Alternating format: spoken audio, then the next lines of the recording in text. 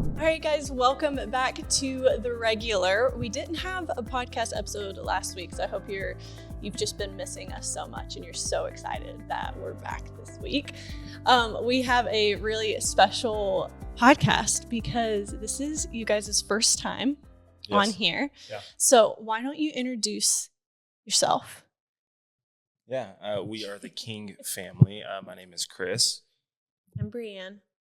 Yeah, we've been here at Risen King for essentially, I think I've been here for about 13 years in total, minus a little COVID break action there. Fair. You've been here for like 15 or 16 years. We were 15. Teenagers. Yeah, and so kind of grew up in the church, and it feels nice to be back. That's awesome. We got to know the Kings in our Grow team. And now we're also obsessed because you have two little boys. And when I say, sometimes it's hard to hang out because I'm so distracted by how cute your children are. Yeah, you like to hold. We have an 11-month-old and a 3-year-old, and Brecklin just takes our little baby and just gets in La La Land and walks around and does her own thing. And then they'll ask me a question, and I'm like, what? Yeah, it's perfect. It's great for me because it's less stress. So if you guys could explain yourself in 2 sentences, what would it be? You go first. I'll go. I think for me, I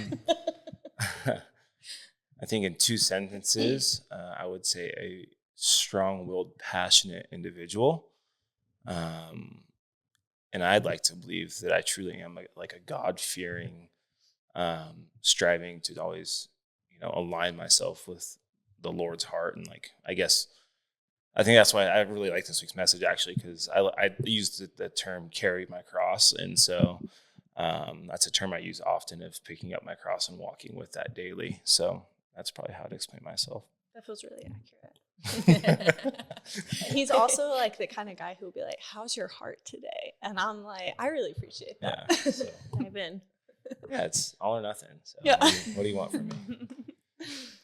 I don't know. I would probably say, I have a mother's heart because obviously I'm just kind of a tender, soft-spoken person. But I also am, it's all or nothing kind of thing, at least in life, with relationships. I'm going to dive in and I love you hard. Yeah. So. And I feel like you're kind of sassy, and you wouldn't totally expect that. But not until you get to know me. Yes. Somebody was like, Bree's just, she's so kind, she's so shy. And I was like, she's not shy. I was like, she just chooses when to speak. It's true. I'm methodical about when I open my mouth. She's not scared to speak the truth. Mm-hmm. And that's the beautiful thing, because she does in a loving way, which is almost scary. It's like, hey, I'm loving you in the truth. And it's like, I don't know how I feel about this. So. Ow. Yeah, exactly. Exactly. Well, I'm so glad that you guys are here. I think it's so fun. And having somebody who's actually been at Risen King through so many transitions and seeing where it's been and where we are now, I just think it's really awesome to have you guys on here and sharing. So let's kind of jump in. We had Blake Vandemark come and share with us this Sunday. The Zicks had to be out of town kind of unexpectedly for some family stuff that they have going on, and he just kind of swooped in. And what was really funny was he was kind of nervous to share his word. It was a newer message for him, and I just would never.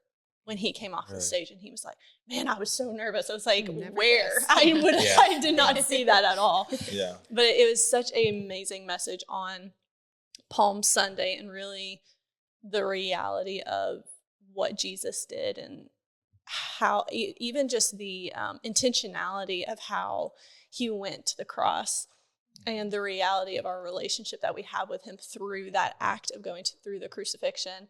And so it was a really powerful message. And then he really ended with really challenging us and commissioning us. It was, there's nothing better than, I don't know, when you have someone on stage that's willing to challenge, the congregation in a sense of hey, I'm pushing you. My heart comes alive. I'm like, yes, more. Push me, step on my toes. Yeah, I'd love to be offended. So it's really cool. We're actually in like Passion Week right now. This is the week of Easter.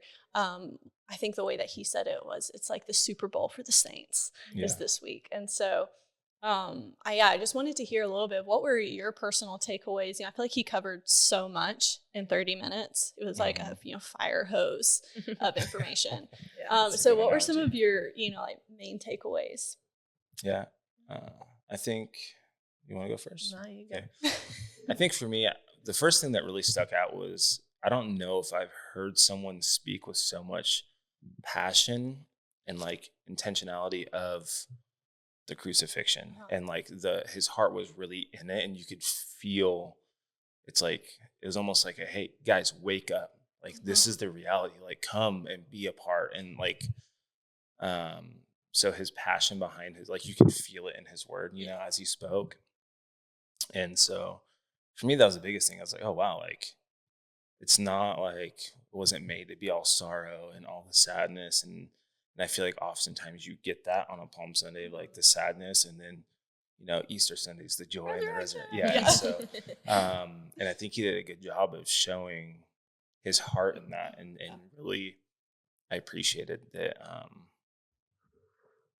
he did it with fire behind him. And it wasn't like, poor Jesus. It was like, no, be thankful for Jesus. Like in this moment, like it's not always just about Easter. It started before Easter. It started before he came or rose from the dead and ascended. And so, I think that was one of the few things that stuck out to me. I think my biggest takeaway, like while he was preaching about Jesus at the whipping crowd or at the whipping station, I really just had this cool little vision, and I was sitting there and like almost like as if I was hanging onto a whipping post myself, and like I look over and Jesus is there, and I could just like you can hear it all. You can hear the chaos of the crowd and the situation and everything going on. And it just like, he looks at me and everything goes quiet.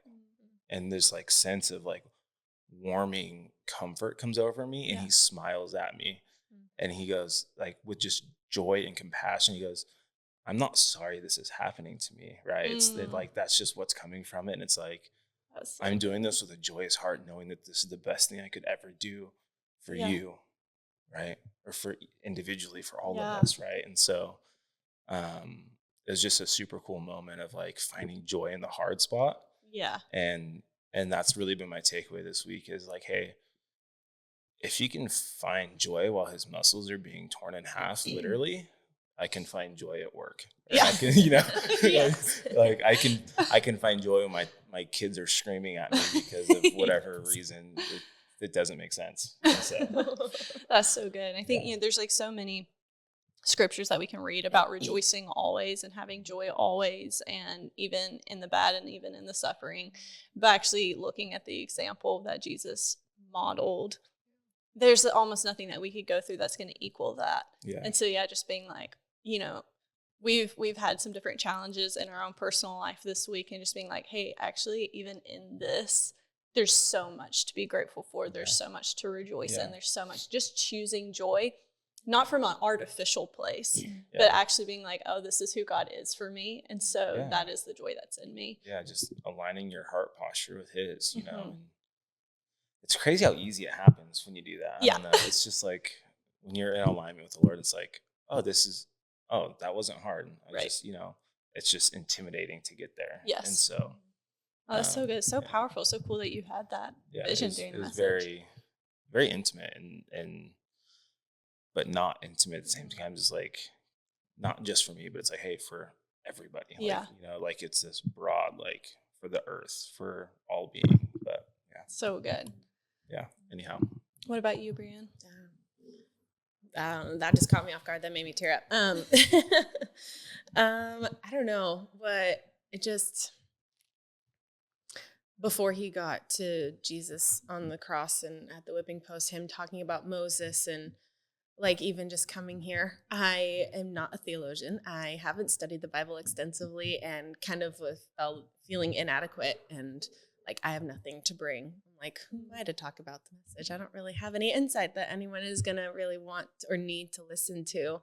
But just him kind of going over like how the Lord uses people that have disabilities are lacking or whatever, and he uses them for his greater good, and it's always people you don't expect. And so I was like, just trust in the Lord that, okay, I can do this. It's fine. And it'll be good. And it's all for him. And so, but that story of Moses always actually stuck out to me because of that. Mm-hmm. So that was cool. But yeah, I mean, his passion of talking over the Passover specifically, I feel like I've literally never heard someone talk about it in the way that he did. Yeah. And it was really cool. It's like, it was kind of one of those moments where it's like, you've heard it a million times, but the way that he emphasized certain things just like made it click. Right. Matter of fact. Yeah. It was just so, it just clicked all in my brain. And I was like, oh, dang. Yeah. I was like, and just the gravity of like how in detail he went into what Jesus went through and the joy that he had going through all of that pain and suffering. It was one of those things, again, that I just like, I've heard, we all know that what happened to Jesus. Right. We all know the story, but man, it was intense. And it was just like, yeah, it was just one of those moments where just everything made sense in a whole different way than I've ever seen. So it was really cool. I love that. Yeah. I think it was taking what we've read on a piece of paper that can even feel like fiction or an old story and actually making it a reality. Yeah. Of like, oh man, this happened. Yeah. I think, even and we talk about familiarity can breed contempt. I think we can become so familiar. For some of us who maybe have been Christians or have, been going to church for a long time, we can become so familiar with the story of the crucifixion, with the Easter story, with the resurrection. But the message felt like such a challenge to be like, well, I actually can't become hardened to this truth of what he's done. Like, this is the reality. Yeah. And it's a parallel of like the gravity of what he's done for us, but the joy that we have in the victory. Yeah. It's so good. I want to circle back a little bit because this part also stuck out to me in the message. I was like writing so many notes, I could barely keep up with them. But about Moses, and Moses had a stammer, and so he was like, why are you choosing me like to do this? It was really funny. You should watch how he gave an example. He did it better than me. I don't want to do it how he did it. It was really funny.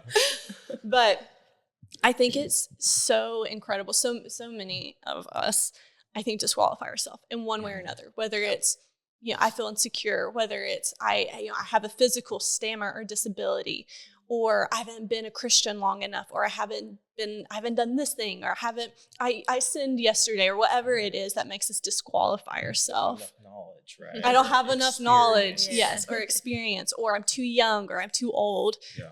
And realizing that we actually don't have the right to qualify or disqualify ourselves. Yeah. God does. Yeah. And I think that is something that all of us can relate to. And I think even the most confident of us can disqualify ourselves in one way or another.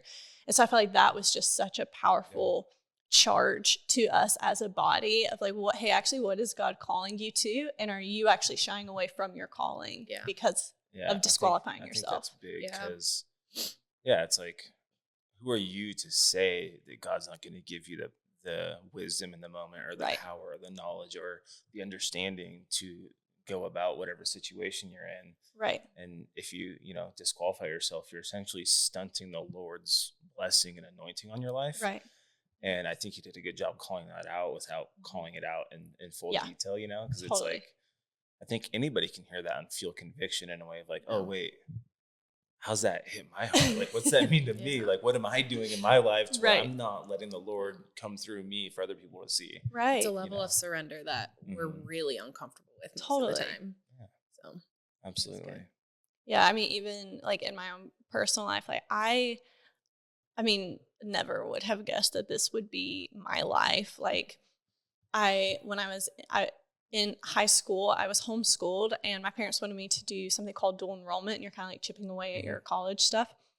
And I remember 2 of the classes that were mandatory for me to take was like public speaking and debate. And I was like, I can't do it. Like, I won't. And I literally just did it. I was like, well, I guess I'm not ever going to college then because I can't speak in front of people. I was so terrified. Like, even at like family dinners, or if it was like my birthday, and it'd be like, yeah, like, what are you most excited about this year? And I'm like, oh my God, I was looking at me, I hated it. Yeah. And then here we are, you know, recording a podcast and preaching. And I was just like, God, what? Like, this is so, I never would have thought. Yeah. And I was like, I'm not the big personality. I'm not the strong personality. I'm not the, you know, eloquent words. Like, I shouldn't be the one doing this. And the Lord convicted me so strongly of that back in 2020, of just like, as he does, of just like, are you actually going to withhold like what I've made you for? Like, I've made you for this reason. So are you actually going to deny me that? And that was so convicting of like, like, I'm actually denying the Lord by disqualifying myself. Yeah. And it almost hurts because you think of those moments and it's like, and then you hear, right, the story of the crucifixion. You're like, I really feel like a turd. Like, you know, just like, wow. Okay. Yeah. And so it's really a good wake up call, I think. And so, yeah. It's like, it hurts so good, you know, just that good conviction hurts so good. Yeah, exactly. Well, thank you guys so much for coming on here and sharing your deep, wonderful, profound thoughts that you are so qualified to share.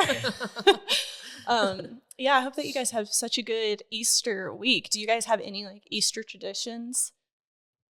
Not yet. We're still a young family. Yeah. I mean, we've only been married like 4.5 years, so trying to kind of figure out what it looks like, especially as we have a toddler now and he's starting to understand a little bit more. And he actually got that little egg thing from class. And so we've been opening the egg every day and like, you know, starting to explain things to him and, you know, see what lands. See what sticks. Most of the time he's like, oh, it's drink, let's play.